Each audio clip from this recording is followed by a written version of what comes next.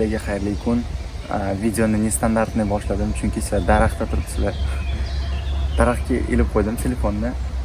Va bilsanglar, kecha men Telegram kanalimda писать qildim, что biz bugun так скажем paromga chiqib Ermitajga boramiz deb 2 kun oldin bilet olib qo'ygandim paromga, lekin afsuski paromga ulgurmadim, потому что uxlab qoldim ertalab. Uxlab qolganim sababli men bugun paromga ulgurmadim va hozir soat где-то bir 11:30.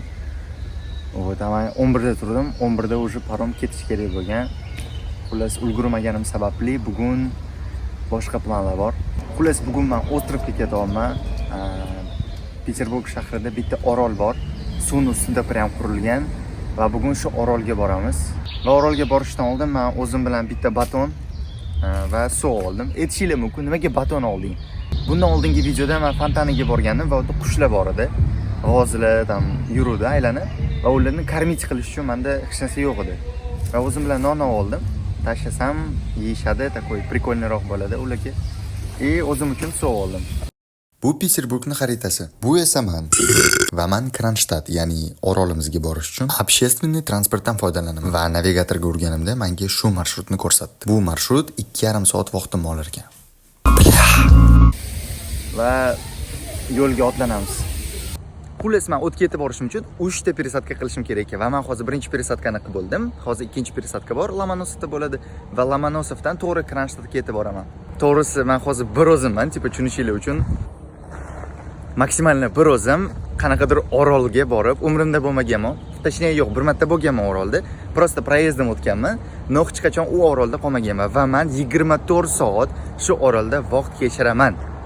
Naybal 24 soat emas, zada 4-5 soat polnichi sizlarga orolni ko'rsatishga harakat qilaman. Yeah, the friendly dog. 52 GG. Yo. Бро, я как будто боюсь снова потерять путь. Бросил газ и смокнул один раз, снова хочу дуть. На сцене весь мир. Do'stlar, xullas men Kronstadt oroliga yetib keldim va просто birinchi qilgan ishim kafeshkaga kirib kakaosini ichib ko'rish va ularda shunaqa shirin kakao просто vibe berdi menga. Imomini qaranglar. Tipa bu uylarda, tushunishinglar uchun bu yerda odamlar yashashadi. Блять, tipa vibe bor, просто бесконечно охуенный. Hozirlarga bundan ham chiroyli joyni ko'rsataman. Где-то bir 10 minutmi yurishim kerak va просто bu vid shu narsa uchun stoyid. Hozir ko'rasizlar. Sizlar ham buni qaranglar. Это что за vibe? Bu nima? Xullas, короче, ko'raman, уже настроение просто плюс 100 ga otdi сразу. И bu Ой, блядь, ну qaranglar. Hozirga yaqinroq borib ko'rsatishga harakat qilaman.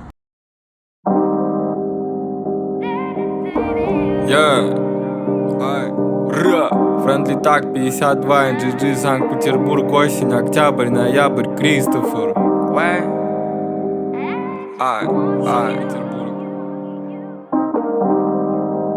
Прямо из дома, сука, с моего квадрата. Men yetib keldim orolga. Вообще впечатленияlarim to'g'risini aytsam, birinchi o'rinda to, что общественный transportda kelsa bo'ladi. Это уже охуенно. Ikkinchi o'rinda bu tigi vibe просто Peter avval qanaqa bo'lgan bo'lsa, xuddi shunaqa saqlangan. Eski retro kafelar, bala Telegram kanalimga обязательно o'tib ko'ringlar, men rasm qo'yaman. O'sha retro kafeshkadan город retro, tipa eskicha такой vibe qolgan. И svoboda ko'proq, tipa bemalol har xil joylarda yursanglar bo'ladi. Noda ko'p joyda men naybat qilishga harakat qilishdi. Bunda videoga qo'ymayman. Короче, eshtinglar. Naybat voqea.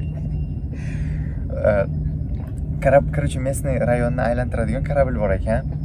И boryapman, so'rayapman, qarang, necha pul turadi? Shunaqa uchib ko'rmoqchiman desam, aytayapti 3000 rubl deyapti-da. Я такой, ебать do'mman. Yo, тогда rahmat do'mman. И shuna tipa muzeydan chiqib ketayotganimda chapga qarasam, kassa turgan ekan. Kassada necha pul deb o'ylaysizlar? 600 rubl. Меня пытались наебать, tushunishinglar uchun. Xullas, в целом til tushunsanglar, takoy ozgina shustroq bo'lsanglar, sizlarni hech kim aldab ketmaydi. O'zingizlarga takoy ozgina e'tibor berib, narsalarga, kстати, ko'p narsa olib yurmanglar, потому что ko'p yurasizlar. Men ham juda ham ko'p yurdim. Bu ozgina minus, но в целом прикольно. Kстати, men bitta suv ichamiz.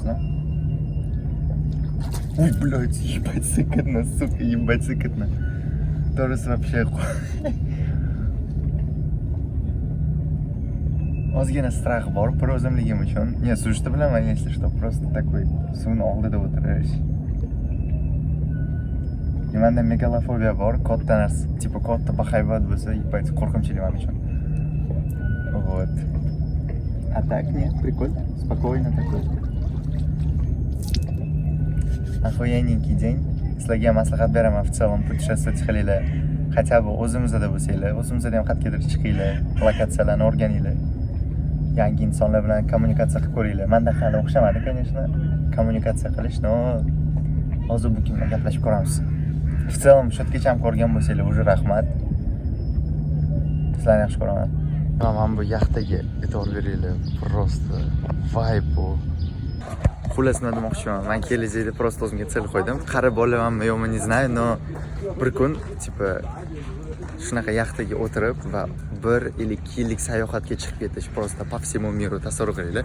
Yaxtada butun umr, блядь, nima butun umr 1-2 yil просто sayohat hosiladi. Это же охуенно, нет? Tilim даже aylamayapti gapirishga.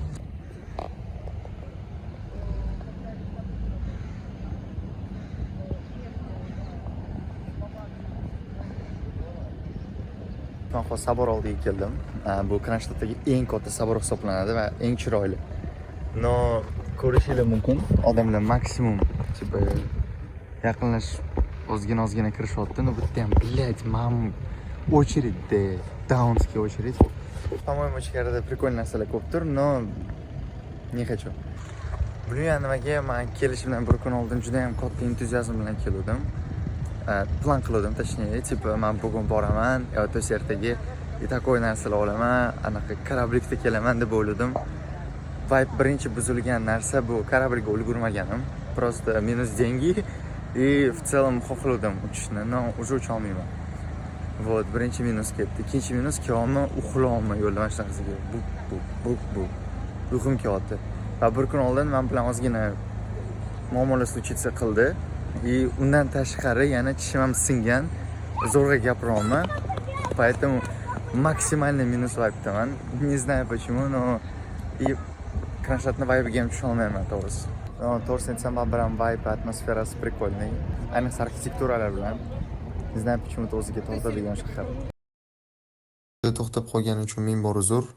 Hozir sizlarga qisqa qilib aytib o'taman nima bo'lganini.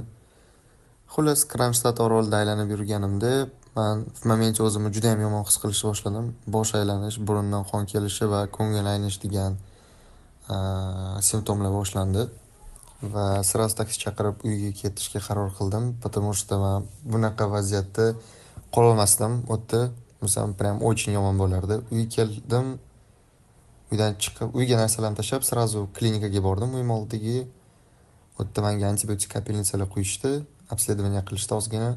Что-то вроде отравлениyaroq narsa.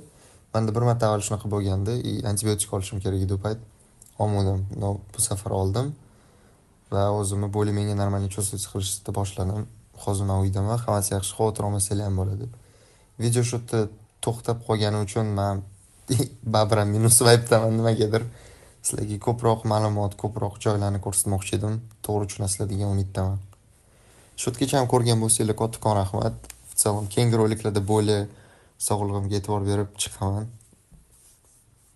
Xullas, o'zinglarni asranglar.